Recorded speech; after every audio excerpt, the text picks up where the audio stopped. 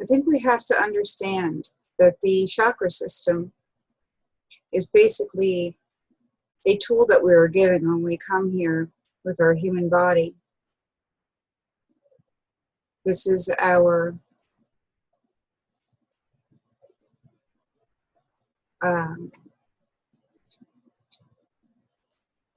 it's our resource to work with as a soul, managing life as a human being.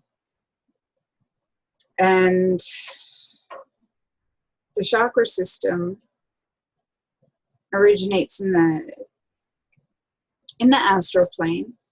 And if you think of it as money, for example, when we send somebody off on a trip, somebody that we love dearly, we would like to give them lots of money, for example, and say, be careful on how you spend this money when you go. We may give them some advice on where, how, and, to spend it wisely or to save. Yet, ultimately, it's always their decision. It's always their choice. And sometimes they may forget everything by the time they arrive. For example, when we arrive to Earth, we are a baby. We do not remember so much of the advice or the farewells and the love and the amount of energy that we were given to arrive here with. So,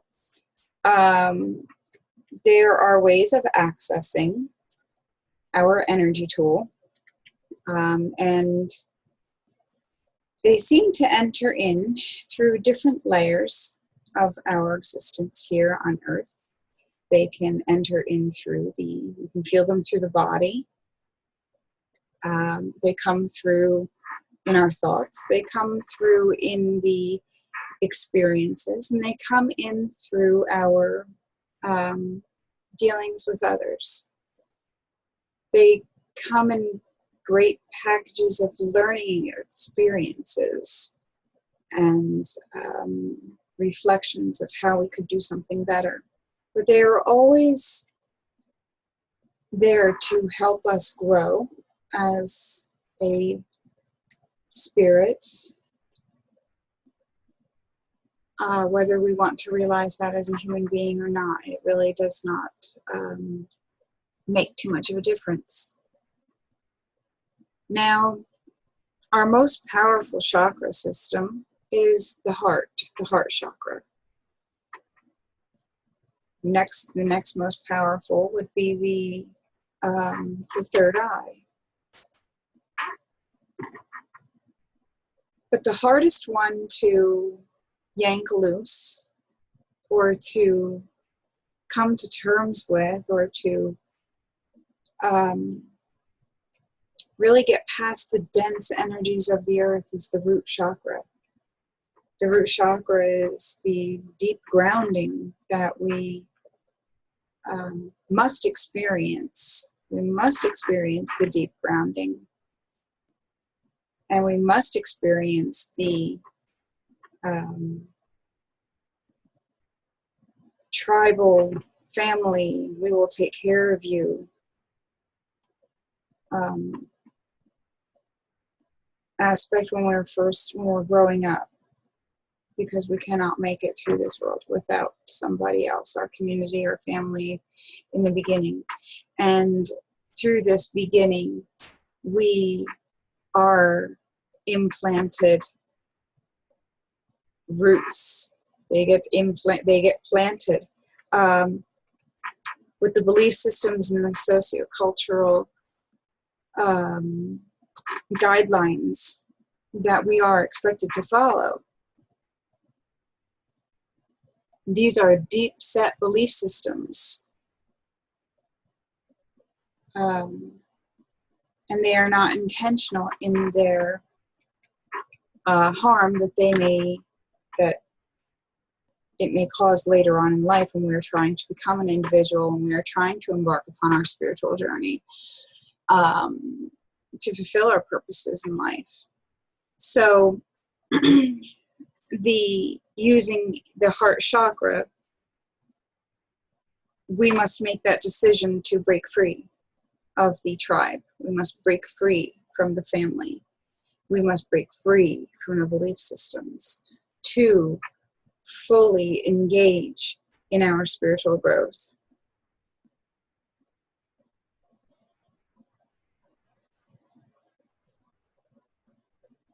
There's so much on each chakra.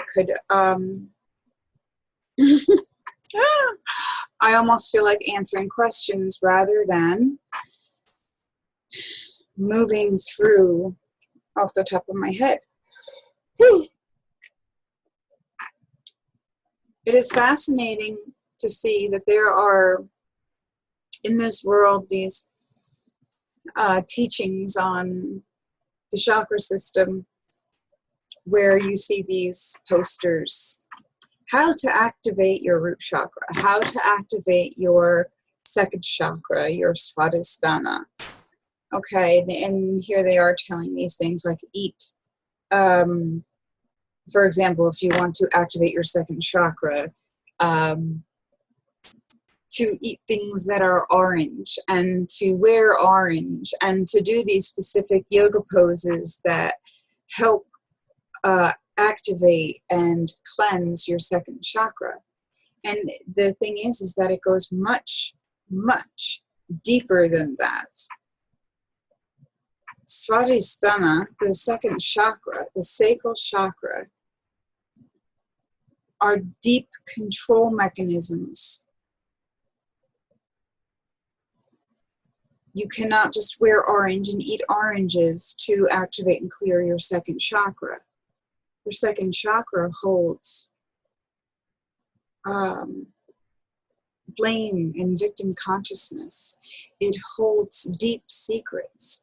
It holds your desire to manifest the sexual life that you would find fulfilling. The second chakra can shut down through rape or incest, not only on a physical level, but on a level where you feel violated with your creativity, shut down because of your creativity, ideas that were shot to hell because somebody criticized your creative, you created something, you thought it was great, somebody shoots it down. It can shut down your second chakra.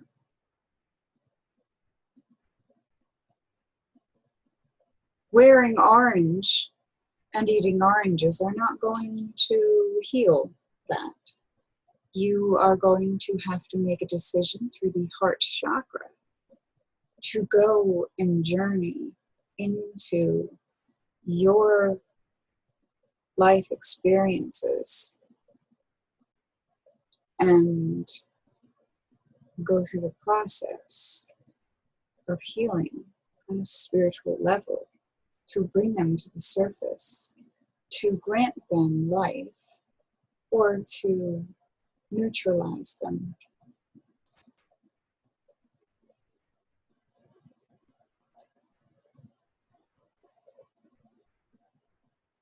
When somebody has a very bossy nature, this is found in the third and second chakra. It originates in the second chakra. And then their bossy nature, the desire to control another human being.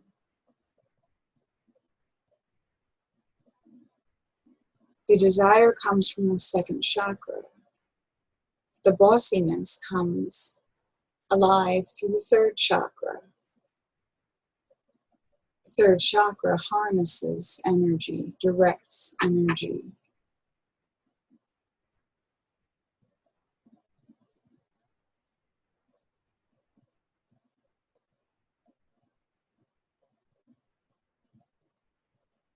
When we come back from the root chakra, the first chakra, located through the legs, the perineum, and the anus.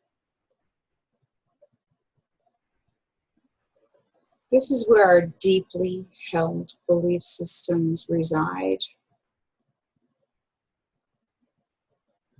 It becomes the they that holds a lot of fear if it is ignored or if a person remains ignorant of it. You don't have to know the word chakra to remain ignorant either. You can be very aware of it and still not use the word chakra. But no matter what, the root chakra is our beginnings. It sets the stage for the lessons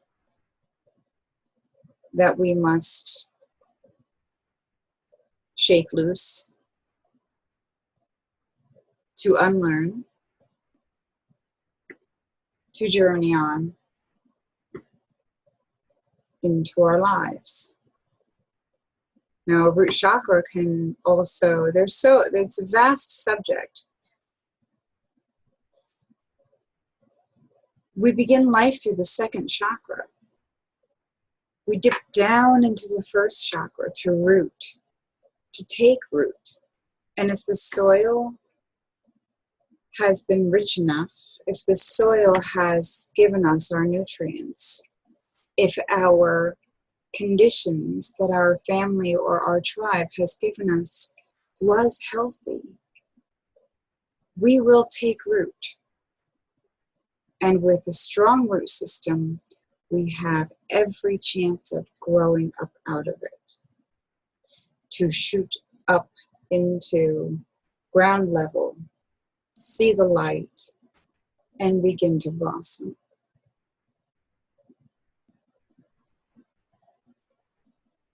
A person with a very strong root chakra is so very grounded. They know their way around. They have an internal map. They have the ability to sense direction deep inside of their body.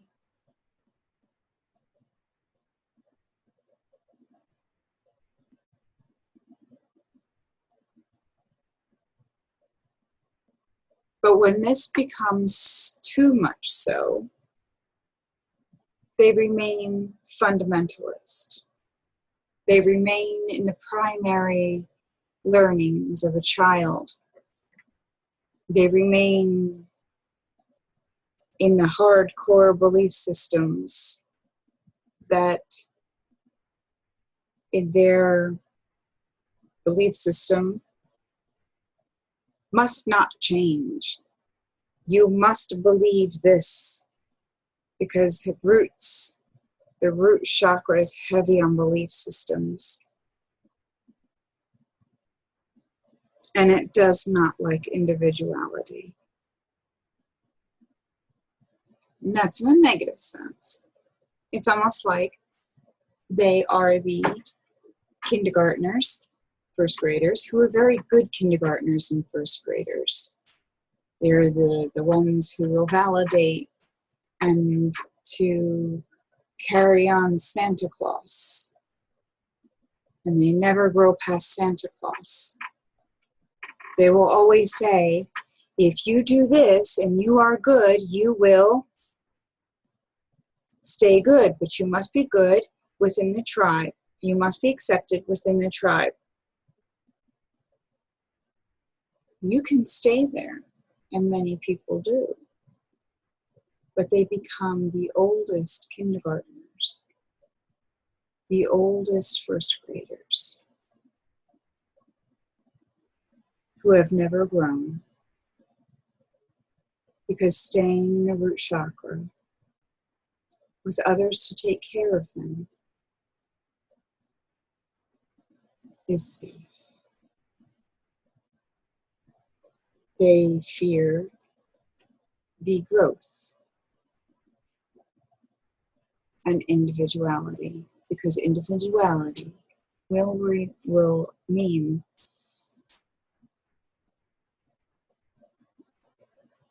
that they leave the tribe, they leave the family, they leave the belief system.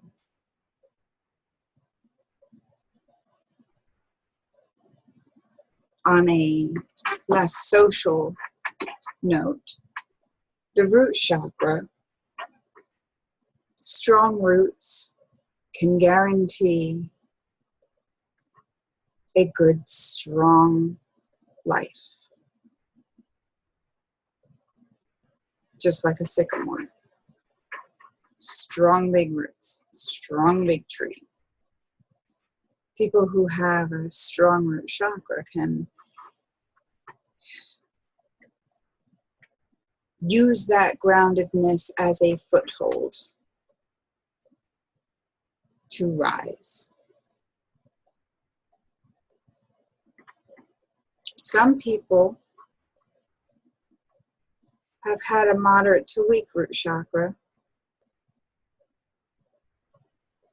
moderate to weak beginning, somehow unable to truly grasp,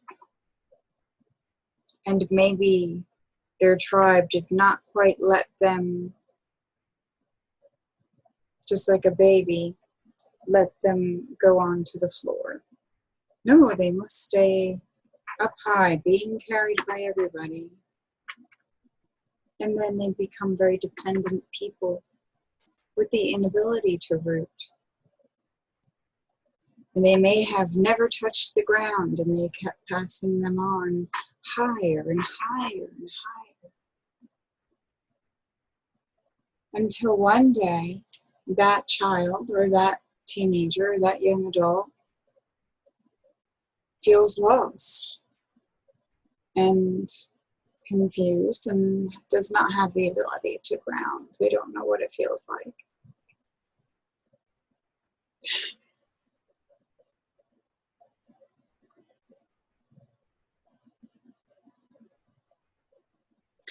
Also, another aspect of the root chakra is the deepest part of the human body. The bone marrow, the functions of red blood cells being born in the bone marrow.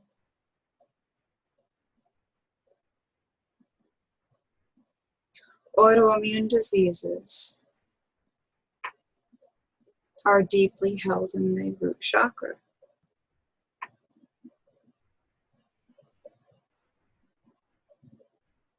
Constipation, the inability to let things go. The root chakra has a corresponding body part of the anus. The anus must be controlled to let things go. If there is shame attached to the anus, a discomfort in saying the word or the subject,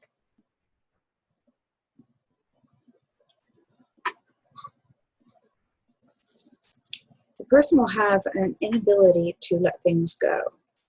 They may have already digested certain experiences,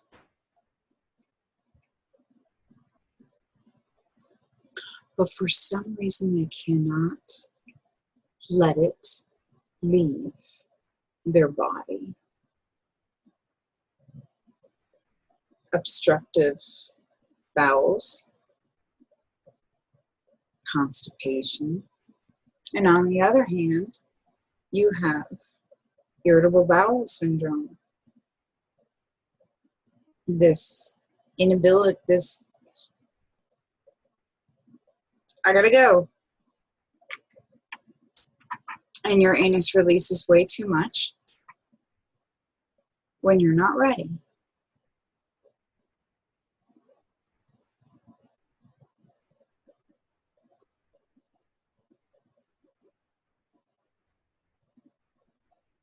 connectivity with the earth is a deep root chakra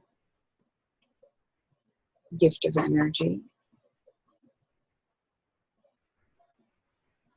The shamelessness of going barefoot in the woods. The openness to the love of the smell of the dirt.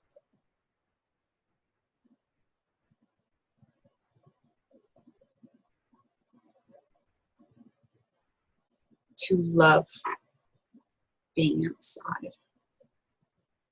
To know being outside has a medicine.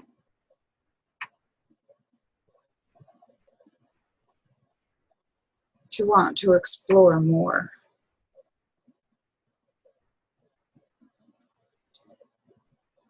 It's the dirt. And somebody has a beautiful root chakra when they feel that dirt is clean. Okay, sorry. It is getting a little bit late for me, but the root chakra is the ability to retreat into the darkness and know that it nourishes and it heals you. And when you know that the darkness feels so good, when you want to go into your fetal position and lay in a dark room to fall asleep, that is a beautiful root chakra. Root chakra likes that stability. Not to stay in a structured stability, but it loves the stability because in a stable environment you can grow because you have something very solid under your feet.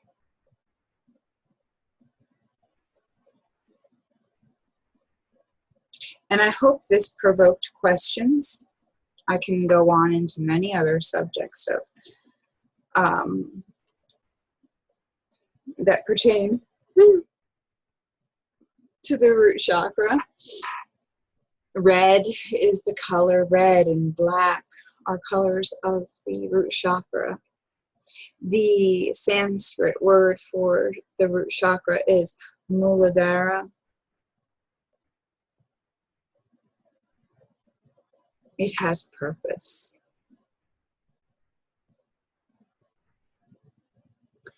And for somebody who never had a strong root chakra, getting down deep into the dense human world is so difficult.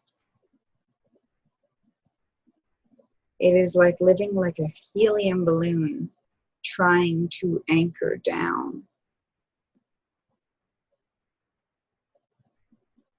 But once it does,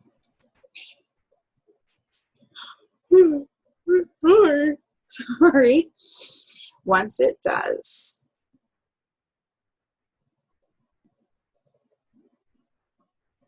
I believe it appreciates it so much because it took so long to get there.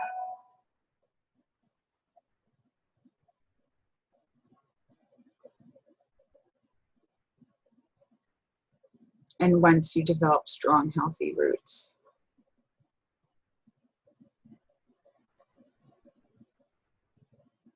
you can change your life around.